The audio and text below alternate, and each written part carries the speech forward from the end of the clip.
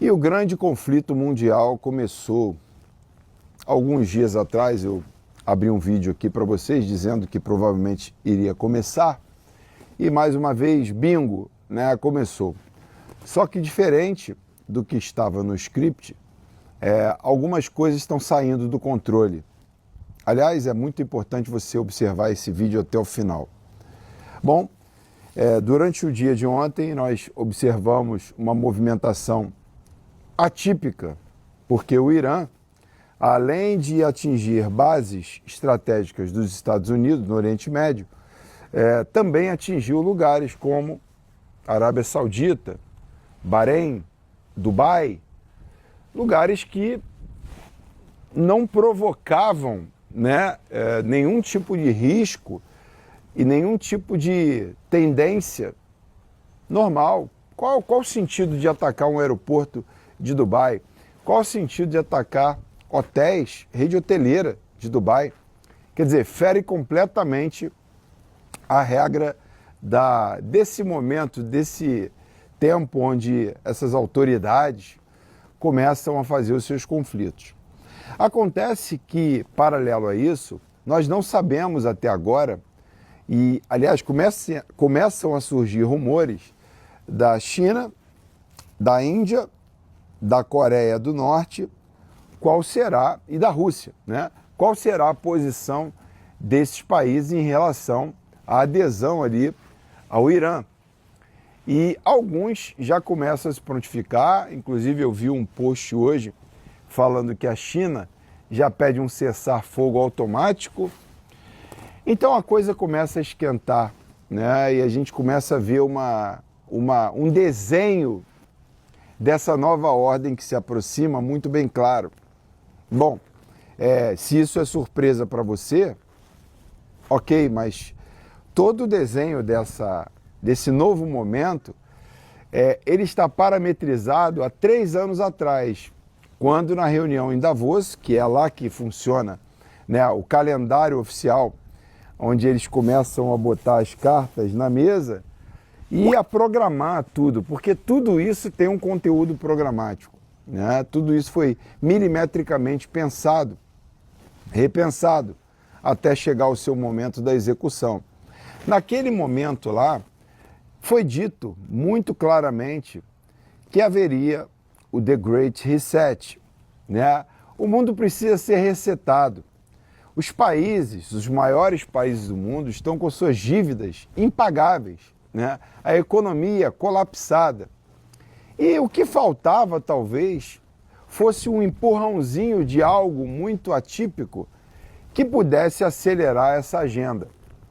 E eu estou falando dos arquivos de Jeffrey Epstein, que desde que surgiu aqui, a movimentação em torno disso, a busca pela verdade está sendo muito intensa, e não pelos órgãos oficiais, não pela mídia, mas sim por pessoas físicas e principalmente mulheres.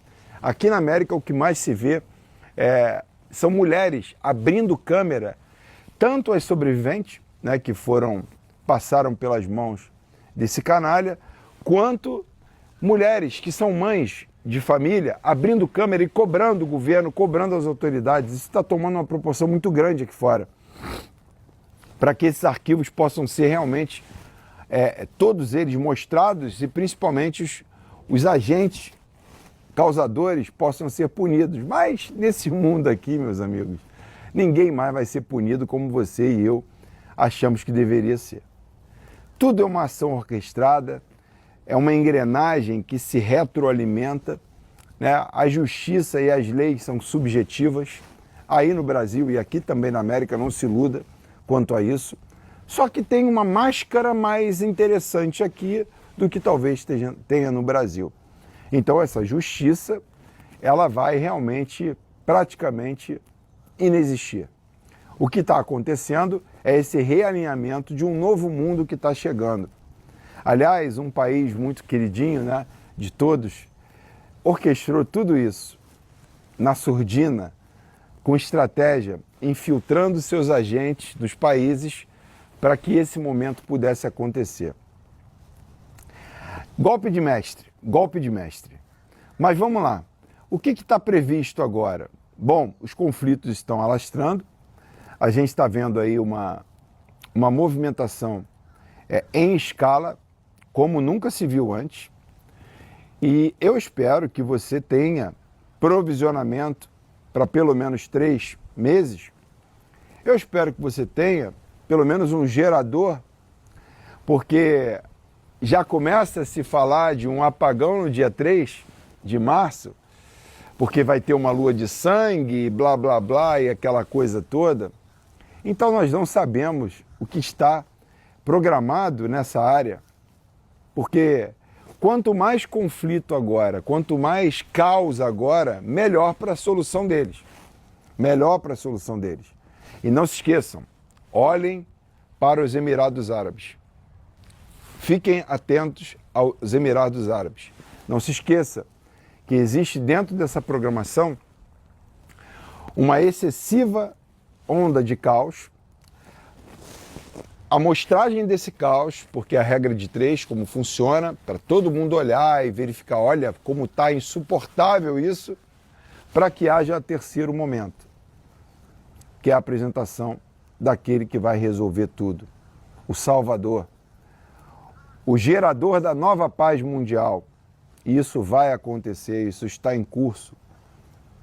É bíblico, mas parece que as pessoas também não estão se atentando para isso.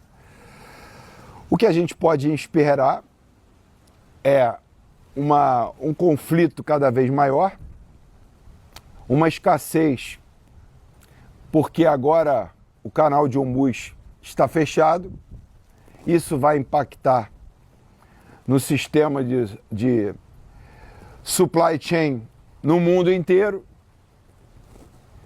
A gente não sabe o que realmente, até onde isso pode chegar. Bom, e você que está no Brasil, tudo que acontece aqui, todo esse conflito que está acontecendo aqui, ele vai alcançar o mundo inteiro. Tudo que acontece na América repercute no mundo. Então pode ser que espere um pouco, mas não se iluda. As coisas estão aceleradas. E você pode perceber que aí no Brasil também, de repente, como num passe de mágica, ora, agora as pessoas estão começando a entender o que está acontecendo. Ai, nós estávamos errados sobre isso. Gente, não se iludam. Isso tudo é uma ação muito orquestrada entre um grupo seleto que controla tudo isso aqui. Eles sabem exatamente para onde ir, eles sabem exatamente o que vão fazer e eles contam com a inércia e contam com a ignorância de todos nós. Aliás, se você não sabe, eu vou te explicar, é que nós temos uma ideia de quem nós somos, não em essência, mas o nosso posicionamento aqui na terceira dimensão, há um risco muito grande da gente achar que a gente é alguma coisa muito espetacular para eles. E não é assim. Nós somos vistos como escória, escravos. Uns escravos com mais dinheiro, outros escravos com nem tão pouco, né? Nem tanto, e outros com muito pouco. Onde ali eles fazem seus experimentos, usam como laboratório, etc. Mas escravos. Essa terceira dimensão aqui não é o ambiente onde você foi, sei lá, você acreditou que era uma coisa, mas isso aqui é completamente diferente do que você acreditou. Completamente diferente. E você vai precisar cavar muito nesse tempo para poder entender a coerência das coisas, porque de coerente não tem nada, a não ser um despertar que possa acontecer de dentro de você, para você poder realmente entender quem você é, o que você está fazendo aqui e qual é a missão da sua vida. Porque fora isso, você vai continuar contando com a ajuda de alguém, um cavaleiro, a segunda volta de Jesus, etc, etc, e as coisas não vão acontecer dessa forma. Me desculpe falar a verdade, a gente já está cansado já de ter que ficar ouvindo coisas, né? Não, porque calma, que vai melhorar, e vai não sei o que, e não vai melhorar. Infelizmente, essas milhares de crianças abusadas, torturadas, estão agora num silêncio, né? Os pais, as mães, as vítimas, elas estão aí, ó, desesperadas, e não vai acontecer nada, porque são bárbaros, são animais, são pessoas que agem assim desde a história do mundo.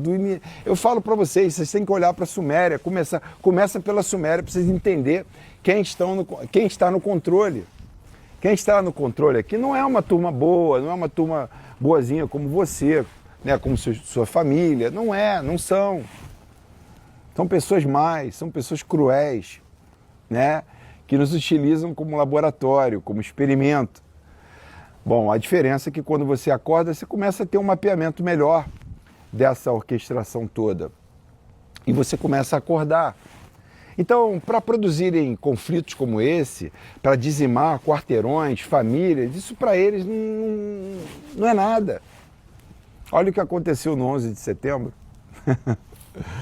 Se você for estudar o 11 de setembro de acordo com o que eles falaram, vocês vão ficar ludibriados. Mas se você for estudar sob a luz da verdade, você vai ficar espantado com o que foi aquilo. A capacidade que tiveram de fazer aquele mega sacrifício, né? E é assim que funciona. Infelizmente, essa terceira dimensão é assim. Então, esses conflitos que estão acontecendo, a tendência deles é escalar cada vez mais, para que possa ser dado o start de um novo mundo digital, 100% controlado, onde eu e você estaremos submetidos a um nível de controle jamais visto, encabeçado pela Palantir. Aliás, o livro de George Orwell, 1984, nos explica muito bem sobre isso, sobre esse admirável mundo novo, onde nós seremos mais do que controlados, né? Os nossos passos serão cada vez mais complicados, né? Cada vez mais mapeados. É isso que está por vir. Uma onda completa de novos conflitos, novas situações, bactérias, vírus, etc. Tudo isso está na caixinha de Pandora que eles construíram e constroem ao longo dos anos. E geralmente na reunião de Davos é onde eles botam o mapa. Mas o mundo beira uma normalidade, né? Claro, você vai sair de casa para comprar o seu pão, você vai na padaria, mas vai parecer que está tudo normal. E é assim que tem que parecer mesmo. Porque se fosse diferente, isso causaria um alarde muito grande. Mas nós já iremos ver o dia de MD acontecendo em vários lugares. Porque esse colapso está programado. Isso é proposital. E para eles, o melhor é quando eles não têm que meter a mão na massa para resolver o problema. Deixa que a população resolve o problema entre si. Acho que você entende o que eu quero dizer como problema, né? E é isso que está preparado. Nesse grande conflito que começou, os arquivos estão sendo deletados. Aquilo que deveria ser o justo está dando lugar à tirania para que se possa resolver um problema maior. Um conflito como esse serve como base para qualquer tipo de ação. Ações restritivas, ações de fechamento de aeroportos, malha aérea.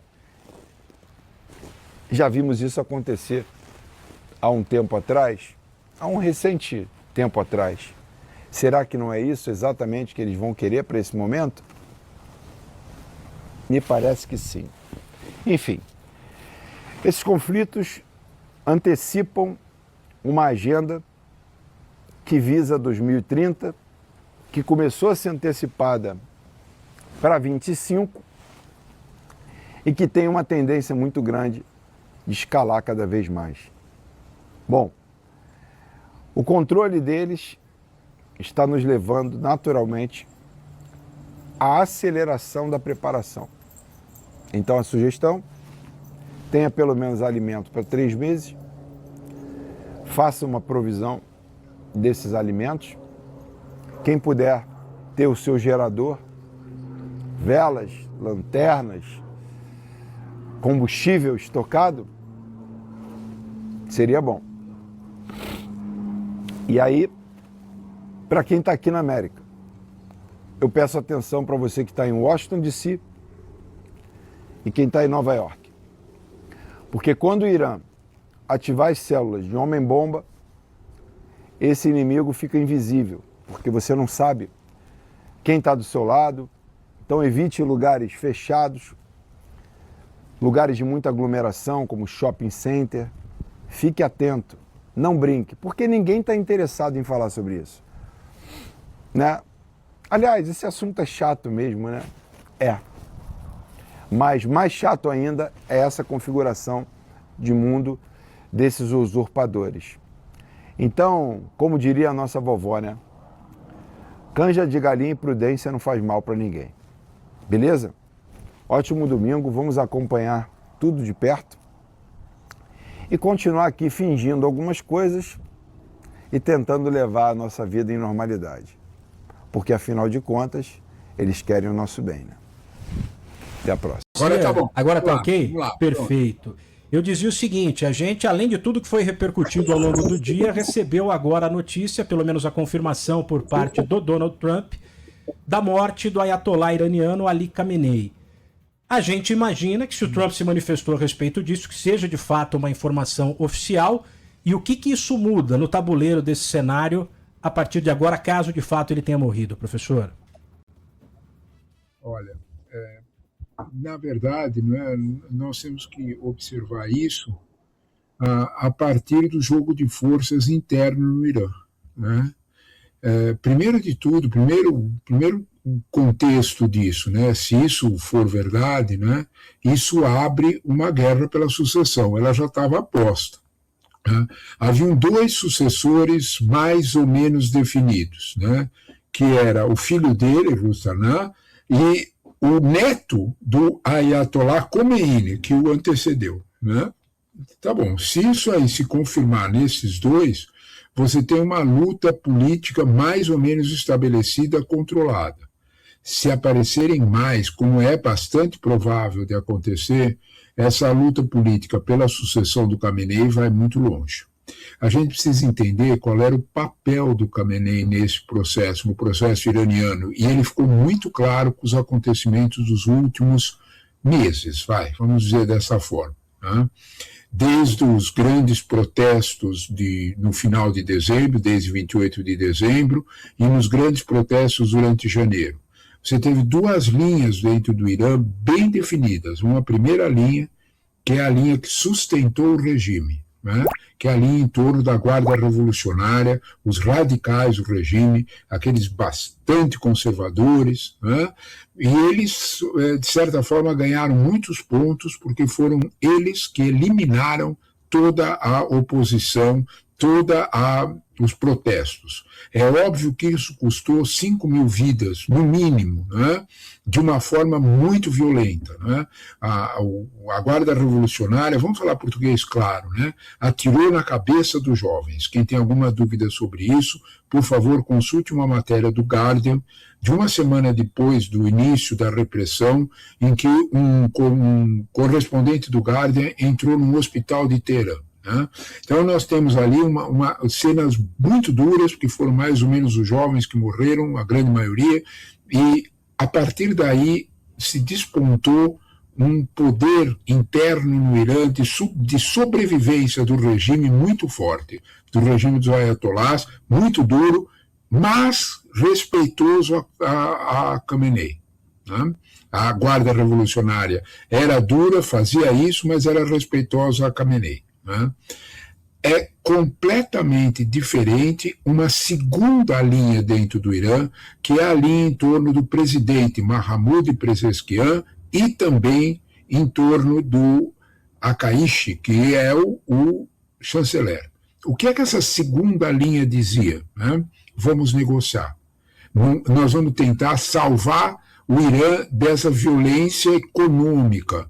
Ela é muito mais preocupada com uma visão econômica e não tanto só política de adesão ao regime. O que é que eles diziam? Nós precisamos eliminar as sanções porque a situação econômica no Irã é muito difícil. Eram todos os protestos, 50% de inflação, vida muito difícil, difícil para os negócios. Se as sanções abrem, é possível você voltar a fazer o Irã crescer de uma outra forma, e principalmente usar melhor o petróleo iraniano, porque o petróleo iraniano era vendido só a quem eles podiam vender, que era a China, que, é claro, pagava o preço que ela queria. Então, de alguma forma, é evidente, né, que se formaram duas linhas. Essas duas linhas conviviam pacificamente com a arbitragem do Khamenei. Sem Khamenei, você pode imaginar que pelo menos essas duas linhas vão entrar em choque para ter o controle do governo iraniano. Porém, é uma ilusão imaginar que isso vai significar um avanço na direção de uma entrega do Irã para uma visão americana, ou que o Irã vá cumprir o caminho da Venezuela. Realmente esquece isso, né? Atrás da sociedade iraniana está uma solidez religiosa muito forte em torno da fé xiita, né? Isso vai ter um peso muito grande, né? Então, portanto, é ingenuidade imaginar que o Irã vai se despedaçar, que o Irã vai aderir a qualquer governo estrangeiro. Segundo ponto, né, que eu acho muito importante, há uma luta religiosa, xiitas e sunitas, que o Irã não vai abandonar. O que é que tudo isso trava, né? Se você me pedisse uma aposta, eu seria capaz de apostar que a última coisa que a grande maioria dos iranianos querem é uma volta da monarquia, principalmente a volta da monarquia com o filho do Reza Pahlavi, né? O Reza Pahlavi era o Shah do Irã e tudo mais, só que antes de ser Shah do Irã, né, como tem uma vasta bibliografia sobre isso, ele era agente da CIA, né? Então, imaginar que a dinastia, a antiga dinastia do Shah Reza Pahlavi vai voltar ao Irã é meio sonho de noite de verão. Eu não acredito muito nisso. Acredito sim numa luta política entre mais radicalizados e mais moderados para a sucessão do Khamenei. E professor, o senhor disse pra gente que independentemente do caminho que o país vai seguir agora, possivelmente nenhum dos caminhos vitoriosos ou do caminho que for vitorioso vai se rebaixar aos Estados Unidos. E o Donald Trump possivelmente tem essa informação. Pensando nos Estados Unidos e em Israel, o senhor acha que a notícia para esses dois países de que o Ayatollah foi morto muda alguma coisa em relação a um avanço dos conflitos nos próximos dias ou até nas próximas horas? O primeiro de tudo, esse conflito tem mais ou menos data marcada para acabar, Humberto, né? O jornal Financial Times deu há 3 dias atrás, foi na quarta-feira, né, uma matéria muito interessante mostrando que o armamento levado é para sustentar um ataque ao Irã pelos americanos em no máximo 4 ou 5 dias, não mais que isso, né? É diferente de Israel. Israel, sim, tem muita força, pode durar semanas, mas eu não sei se isso interessa. O que é possível a gente distinguir a partir de agora é que foi Israel, mais uma vez, porque não acreditem muito que todos esses feitos de assassinado o chefe da guarda republicana, ter assassinado o ministro da Defesa e matado o próprio Khomeini, é um feito da aviação americana. Eles não têm domínio para isso. Quem fez isso foi, mais uma vez, a eficácia da Força Armada israelense. Isso é indiscutível, né? Ela está completando o serviço que ela começou na Guerra dos 12 Dias. O mundo inteiro, todos os analistas militares têm um ponto de concordância sobre Teherã, que eles repetem todos, né? Os céus de Teherã pertencem a Israel. Israel, na Guerra dos 12 Dias, eliminou a resistência dos mísseis iranianos que os russos tinham dado e ele tem domínio, né? Os fatos estão provando com essa eficácia de que em algumas horas de guerra eles conseguiram todos esses feitos, né? Então a Força Aérea Israelense, sem dúvida nenhuma, é muito eficiente e atingiu seus objetivos. Porém, né, é preciso ver se esses objetivos vão continuar com a sequência da guerra. Né? Como você adiantou, Humberto, será muito difícil algum tipo de domínio da sociedade iraniana. Provavelmente, a guerra termina dentro de alguns dias, algumas outras acertos. A linha moderada vai tentar manter a negociação com os Estados Unidos, a linha moderada vai tentar manter essa negociação e a linha mais dura vai tentar manter o controle do regime. Isso é o que dá para ver agora. Né? Qual delas vai ser vitoriosa na sucessão de Khamenei é difícil dizer. Eu acho mais provável que nós tenhamos poucas surpresas, que seja ou o filho do próprio Khamenei ou o neto de Khomeini, que vão, que era o anterior, o Ayatollah anterior, ocupem o cargo, exatamente para manter esse equilíbrio entre essas duas linhas dentro do Irã. Professor, uma última, para também liberar o senhor. O Donald Trump, desde o primeiro mandato dele, acostumou o mundo com bravatas, né? Dizendo coisas que muita gente achava absurda, mas eventualmente não levava a sério. E isso inclui ameaças de ataques a outros países. Dá pra gente dizer que de 2 meses para cá isso mudou porque ameaças foram feitas e foram cumpridas quando a gente olha o que acontece na Venezuela, o que aconteceu e o que aconteceu nas últimas horas no Irã. O mundo passa a ver o Donald Trump de uma maneira um pouco diferente depois desse contexto todo? Olha, nós temos que olhar as aventuras e as bravatas, vamos ser educados, né? Vamos chamar de bravatas, do senhor Donald Trump pelo que elas realmente são. Quanto à Venezuela, os acordos com a família Rodrigues, que é a Delcy Rodrigues e o José Rodrigues, que é o presidente da Assembleia, estavam fazendo acordos desde abril do ano passado com o Marco Rubio. Então, portanto, era uma sequência. Para quem alimenta a ideia de que foi um grande feito militar a prisão do Maduro, cuidado. Eu recomendo que leia a revista Economist. A revista, no dia seguinte, já avisava e depois fez uma edição sobre isso. Eu estou falando da Economist, eu não estou falando de nenhum órgão de esquerda. A Economist avisou que o Maduro foi entregue e não capturado. Né? Portanto, vamos com cautela. Né? Se foi um grande feito militar, discutível. Né? No Irã, eu acredito muito mais na eficiência da Força Aérea Israelense. Quem fez todo o serviço foi a Força Aérea Israelense. Né? Os americanos olharam e tudo mais, mas né, é difícil acreditar que toda essa eficiência não seja de quem já conhecia o assunto. Né? E tem competência para tal. Então, portanto, eu acho que o mundo vai olhar essas bravatas pelo que elas são. Mas, sabe, eu acho que o essencial disso tudo é qual é o uso político que Trump vai dar para elas. Eu não tenho dúvida alguma que nós temos 2 grandes vitoriosos políticos com a morte de Khamenei, com esse ataque todo. Todo o ataque ao Irã foi pressão de Netanyahu sobre Trump. Porque Netanyahu tem uma eleição em outubro.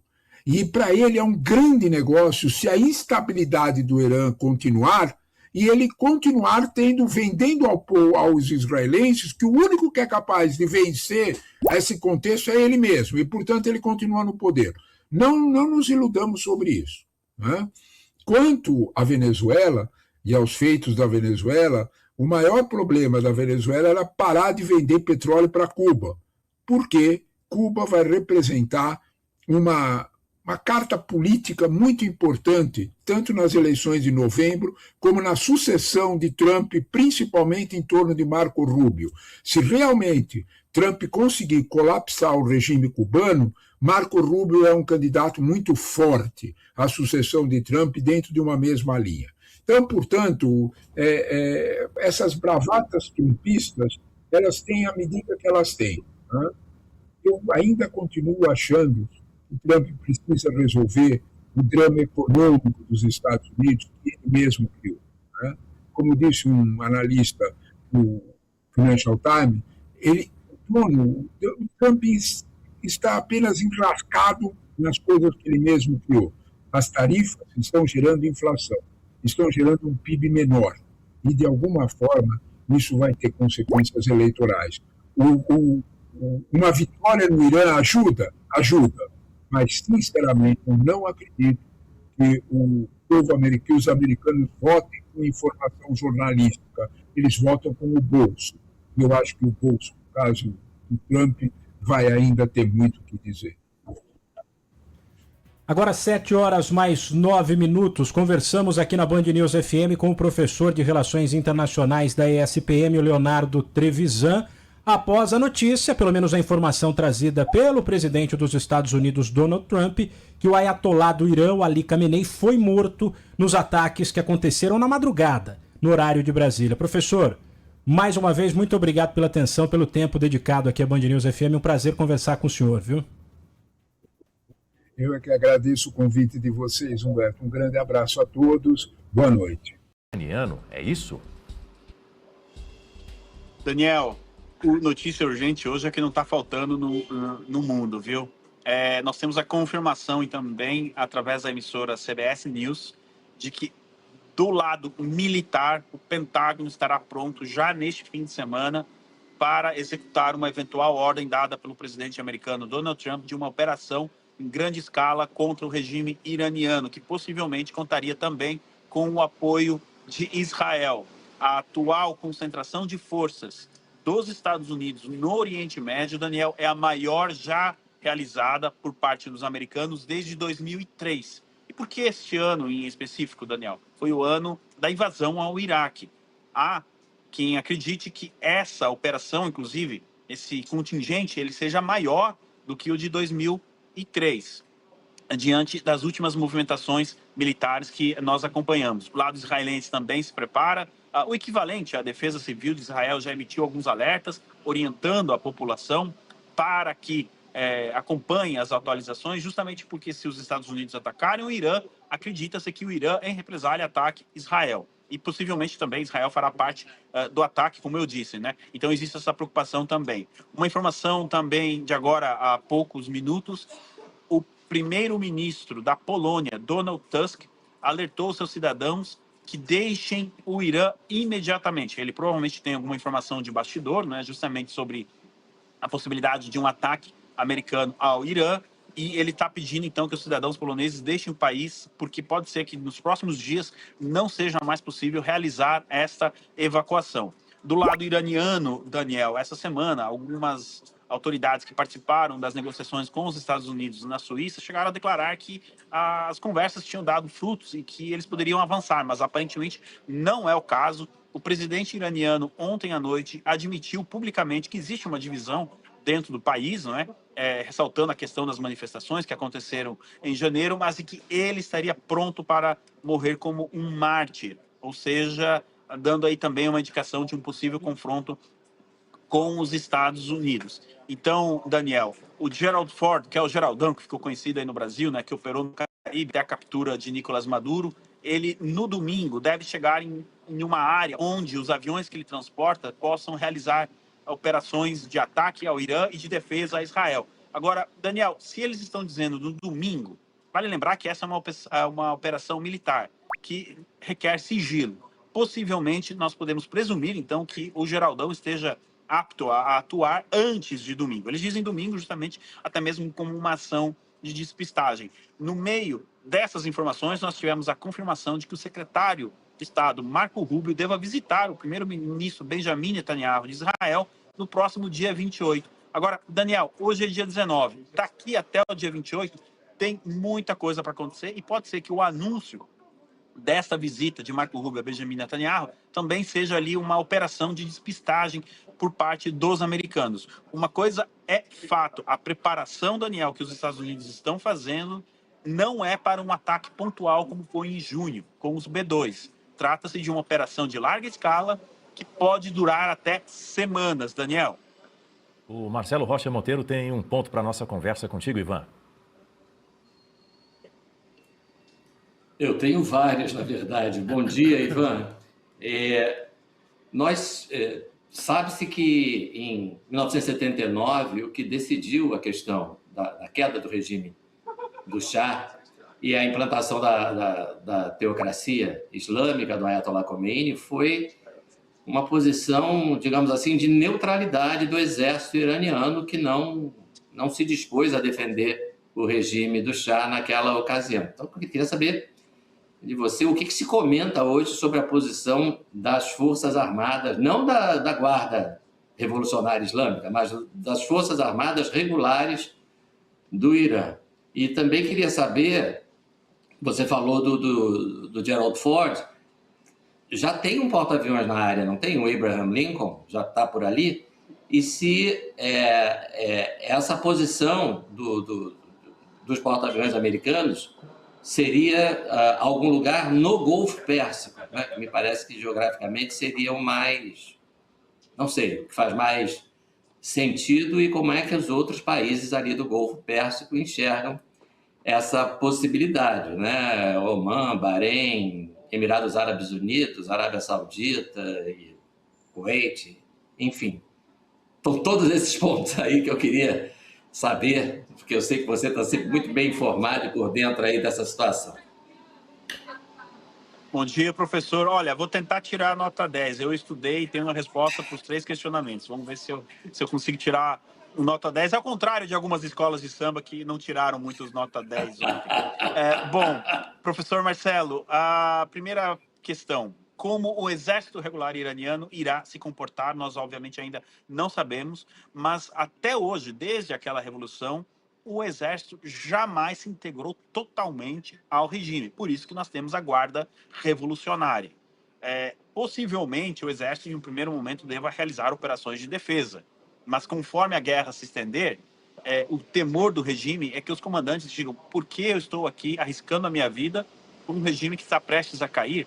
Vou negociar com os americanos. Então existe essa possibilidade, e esse é o grande calcanhar de Aquiles, talvez, do regime, essa falta desta integração total com as Forças Armadas. Sobre os porta-aviões, sim, são 2, o Abraham Lincoln e o Gerald Ford. O Abraham Lincoln está no Golfo Pérsico, entre o Golfo Pérsico e o Oceano Índico, e o Gerald Ford no Mediterrâneo, professor. E ele deve chegar muito próximo da ilha de Chipre, onde tem uma base do Reino Unido, que possivelmente pode ser um apoio, né, para a logística. Então você tem esses 2 porta-aviões divididos estrategicamente, e uma primeira análise militar indica que o Abraham Lincoln seria utilizado para o ataque ao Irã e o Gerald Ford na defesa de Israel. Mas, professor Marcelo, o senhor pode entender que, por mais fontes que eu tenha, por mais que eu estude, a operação militar, ela trata-se de algo sigiloso, né? Então, possivelmente, na noite do ataque, caso ele aconteça, essas cartas sejam embaralhadas justamente para confundir o inimigo. E sobre a posição dos demais países, oficialmente, eles falam em paz. Mas, no mês passado, chegou até a vazar uma informação de que um diplomata da Arábia Saudita, que em público dizia: não, vamos trabalhar pela paz, etc., foi a Washington e pediu para que os americanos realizassem o ataque. Então, professor, os Emirados, em geral, ali, os países da região, eles veem no Irã como uma presença incômoda, com exceção do Catar, que é um país mais próximo de todos ali da região em relação ao Irã. Os demais podem até, em um primeiro momento, condenar aquelas notas públicas, sabe? Condenamos o ataque, etc.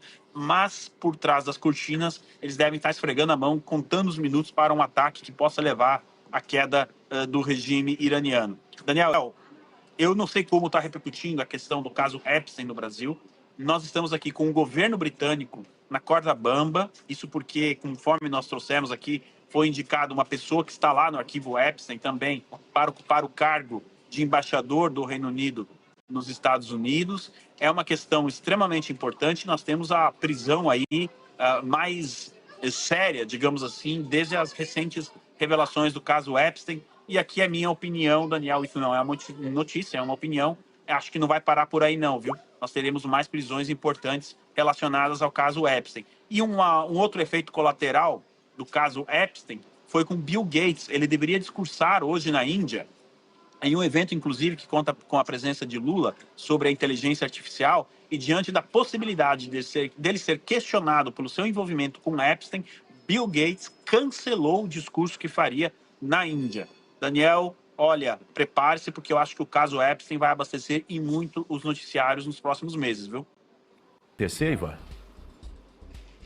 Daniel, foi um adiamento de 3 ou 4 dias. Era para o dia 17 de março, depois para o dia 23 e agora 26 de março. Portanto, o mês que vem. Esses adiamentos acontecem, em muitos casos, Daniel, por questão de segurança. Você imagina a logística necessária para levar o Maduro do presídio no Brooklyn até o tribunal, ou ali onde ele prestará depoimento, enfim, ouvirá as perguntas dos juízes, etc. Então, existe o temor de que algum grupo tente libertar Maduro, tente realizar uma operação ousada ali e de libertação do Maduro. Então, é possível que ainda, de hoje até o dia 26 de março, a gente tenha mais algum outro adiamento e a data mesmo deve ser definida ali na semana, mas possivelmente ainda no mês de março, Daniel. Então, esses atrasos, eles acontecem por questões envolvendo logística e questão envolvendo segurança e também para que a defesa e a promotoria preparem ali, né, justamente esse depoimento do Maduro. Ontem, se você me permite, nós tivemos uma atualização. Maduro foi acusado formalmente pela justiça americana de entregar passaportes diplomáticos a membros do narcotraficantes do México. E com esses passaportes diplomáticos, então, isso facilitava a operação, a distribuição de cocaína dentro dos Estados Unidos e também o transporte de valor, dinheiro dos Estados Unidos para a Venezuela. Então, nós tivemos mais essa acusação. E, Daniel, por que a Procuradoria, né, faz essa acusação? É um recado que eles estão mandando para a defesa do Maduro. Nós sabemos tudo o que você fez. Por que não facilitar para os dois lados e começar a negociar uma delação premiada? É isso que a gente vai descobrir nos próximos meses, se eventualmente o Maduro opte aí pelo caminho mais fácil e comece a delatar, Daniel. E o secretário de Estado norte-americano, Marco Rubio, está mantendo conversas reservadas com Raul Guillermo Rodrigues Castro, o neto do ex-ditador cubano Raul Castro. Ivan, o que eles têm conversado, você sabe? Olha, Daniel, adoraria ter participado, inclusive, das conversas, mas infelizmente não cheguei a tanto. Mas o que nós podemos deduzir é que Marco Rubio está dizendo a ele: olha, veja o que está acontecendo na Venezuela. Você pode ser a nossa Delcy Rodrigues e ajudar na transição para uma Cuba redemocratizada e para uma Cuba finalmente livre. Nós tivemos algumas informações de bastidor nos últimos dias de que os Estados Unidos já tinham individuado quem poderia ser a Delcy Rodrigues cubana. Aparentemente pode ser o neto do Fidel, que ajude aí, em um primeiro momento, a derrubar o regime, pelo menos como nós conhecemos agora, e que dê início também a um processo de transição dentro da ilha cubana. Lembrando, Daniel, que já são aproximadamente 30 dias de um embargo forte, de um embargo ferrenho. Agora sim o embargo a Cuba está sendo aplicado, não chega petróleo a Cuba. Vários serviços de extrema importância, né, para a sociedade já não funcionam mais. E uma coisa que ninguém está falando, o exército cubano também está ficando sem combustível, deixando aberta aí uma possibilidade, inclusive, para uma opção militar americana. Mas a estratégia de Marco Rubio, da Casa Branca, é de convencer o regime cubano que acabou. Arrendam-se e finalmente liberem Cuba desse regime que já deveria ter caído, melhor dizendo, não deveria nem ter começado, mas já que começou, deveria ter caído há muito tempo. Então, Marco Rubio está dando uma opção, está deixando uma porta aberta para o regime levantar as mãos, sair e, finalmente, a gente conseguir essa transição lá na ilha caribenha. Daniel, o presidente brasileiro deveria tratar dos interesses do Brasil com o presidente americano. Gostemos ou não, não é? Quais poderiam ser esses interesses, mas em teoria essa deveria ser a prioridade da agenda e não o embargo a Cuba. Daniel, não sejamos ingênuos. O que o Lula quer fazer é proteger o regime cubano, proteger as estruturas do Foro de São Paulo. Você imagina a quantidade de documentos relacionados ao Foro de São Paulo que estão em Havana nesse momento e que podem cair na mão, então, dos americanos, na mão do secretário Rubio. É isso que tira a noite de sono de muita gente no Planalto, até mais do que, eventualmente, outras questões. Então, o que o Lula está fazendo em relação a Cuba é isso. Sobre a questão da Petrobras, os Estados Unidos estão realmente buscando aí parcerias para restaurar a indústria petrolífera da Venezuela, inclusive com petrolíferas europeias, americanas, porque existe um entendimento na Casa Branca, Daniel, que se bem explorada a questão do petróleo na Venezuela, com o investimento certo e com o retorno certo, o preço dos combustíveis pode cair em todo o mundo, não somente nos Estados Unidos. E todo o comércio mundial poderia ser beneficiado com essa queda do preço dos combustíveis. Então, existe esse apetite, sim. Pode ser que a Petrobras consiga ali uma fatia desse investimento, mas é sempre bom lembrar que o fantasma da Lava Jato ainda ronda nos Estados Unidos em relação à empresa. Quando se fala em Petrobras, o nome da Lava Jato sempre aparece para assustar ali, né, os investidores. Então, nesse cenário, a gente precisa acompanhar o que vai acontecer, mas não seria nenhuma surpresa também, e não podemos nem considerar uma grande vitória geopolítica da Petrobras, caso ela consiga operar dentro da Venezuela, porque é algo que justamente os Estados Unidos querem nesse momento, a possibilidade aí de que o petróleo venezuelano possa ajudar na queda do preço dos combustíveis mundo afora, Daniel. Não vir com nenhum tipo de justificativa, né? O ministro Alexandre de Moraes exige, ele dá prazo, como sempre, ele adora dar um prazo, né? 5 dias nesse caso, para saber qual é a rotina detalhada do ex-presidente. E isso só passa a impressão também de que Moraes não quer facilitar a vida do ex-presidente em nenhum momento. E a gente não está aqui reivindicando por nenhum tipo de facilidade, mas é o que nós sempre cobramos, um tratamento igualitário, como demais presos deveriam receber.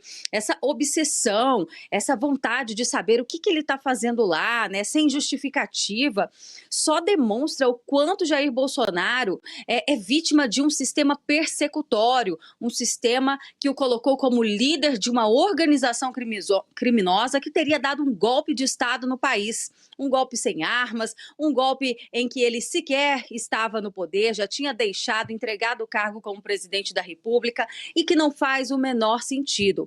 Agora, outro ponto também que ainda ontem ganhou as páginas de notícias foi essa questão dele pedir essa assinatura de um termo de confidencialidade por parte dos médicos e demais profissionais da saúde. Não se restringe só a médicos que vierem a atender ele.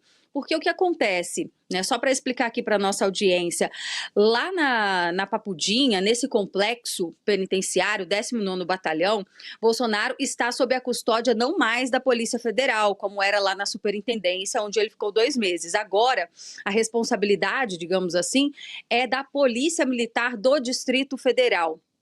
E o atendimento médico que ele necessitava, 24 horas, tudo isso foi ajustado por causa das condições de saúde do ex-presidente. Então, eles fizeram até um remanejamento para que haja médico de plantão 24 horas, caso o ex-presidente venha a precisar de algum auxílio médico, coisa que ele não tinha direito lá na Superintendência da Polícia Federal. Então, chama bastante atenção do porquê o ministro Alexandre de Moraes quer saber a rotina, quer saber quem é que está entregando os remédios para o ex-presidente, quem serve as refeições. Tudo muito estranho, Daniel. Temos que acompanhar isso com lupa. E já queria acrescentar também que, enquanto isso acontece aqui em Brasília, a oposição, alguns parlamentares já estão articulando lá fora, na Organização dos Estados Americanos, para que eles acelerem esse pedido para que o Moraes seja notificado via OEA para que essa prisão domiciliar aconteça o mais rápido possível. Vamos acompanhar qual vai ser a repercussão chegando esse pedido da OEA nas mãos do ministro Moraes aqui.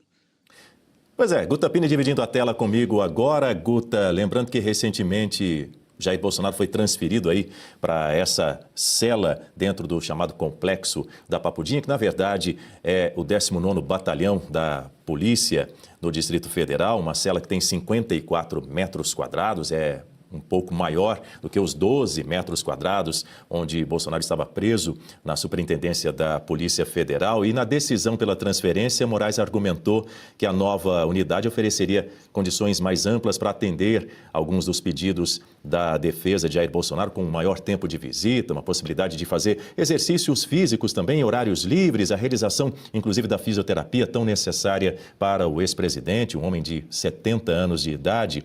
Lembrando também que no mesmo dia em que ele fez essa autorização para essa transferência, durante a colação de grau em São Paulo de uma turma da Faculdade de Direito da USP, no último dia 15 de janeiro, mesmo dia em que ele determinou essa transferência, ele disse o seguinte, que fez o que tinha que fazer. É de um sadismo sem limites. do ministro Moraes. Olha, Dani, é muito difícil a gente tentar encontrar alguma lógica nas atuações do ministro, porque elas não se sustentam na realidade e nem na lei. O que a gente pode imaginar, especular de tudo isso é o seguinte: aparentemente está se construindo um cenário para que a prisão domiciliar seja concedida. Estamos aí aguardando essa perícia, o laudo dessa perícia do ex-presidente, em que foi determinado, inclusive, pelo ministro, para ver as condições do ex-presidente e se concluir ou não pela prisão domiciliar. O que se fala nos bastidores é que isso está sendo construído e que essa prisão domiciliar, em algum momento, será concedida sim. Então, o que parece é que o ministro está querendo aproveitar os momentos derradeiros de controle sobre o ex-presidente, porque, obviamente, que numa prisão domiciliar, o ex-presidente continuará preso. É o cárcere, não é que ele estará em liberdade, não é isso? É uma prisão domiciliar, com todas as restrições que uma prisão tem. Mas, naturalmente, ele estará em casa. Então, é um outro ambiente, já mais distante das garras do ministro. Então, o que parece é que ele está aproveitando esses últimos momentos. Tudo que ele pode fazer para demonstrar algum controle sobre o ex-presidente, ele está fazendo. Isso chega a ser patético. Isso não é o papel de um juiz.